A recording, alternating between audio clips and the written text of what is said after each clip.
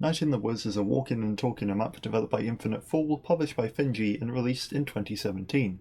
Unlike most good games, it's often easy to overlook what makes it good and just accept it as a baseline, instead focusing on the bits that don't quite work as well. It does accomplish basically all it sets out to do very competently, but I'd say its biggest flaw is in its pacing. Once your inciting incident is out of the way, there's quite a while before any hint of plot rears its head again, like literally hours, that are filled instead with running about getting to know its varied cast of characters and the woes that are befalling their small town lives. Its characters, I'd say, are its strongest suit. The supporting cast are all brilliant, but it's of course the core four whose lives we delve more deeply into.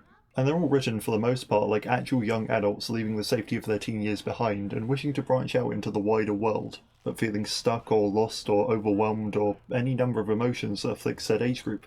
You can almost push aside the fact that they're anthropomorphic animals and start seeing them as friends, and I'd lay down my life for any one of them. Except perhaps May. While Angus deals with his past traumas with stoicism, Greg with hyperactivity, and Bee with aloofness, May's methods are a tad more destructive.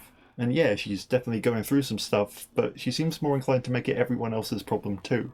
It's an interesting choice to have you play as the least sympathetic and most immature of the bunch. The type to scribble ACAB in her notebook not because she has anything to say about police brutality, but because her aunt happens to be a cop and told her to stop jumping on the power lines. But hey, it serves to create some conflict that provokes interesting character interactions, and I want to say that it's not done badly. May's character is coherent and cohesive. She's just naive and inconsiderate to the point of it being a bit annoying. But nor is she flat, she's multifaceted and experiences moments of genuine regret, and overall I enjoyed playing as her, possibly helped by the animation of her throwing her arms up in exasperation that I never tire of seeing.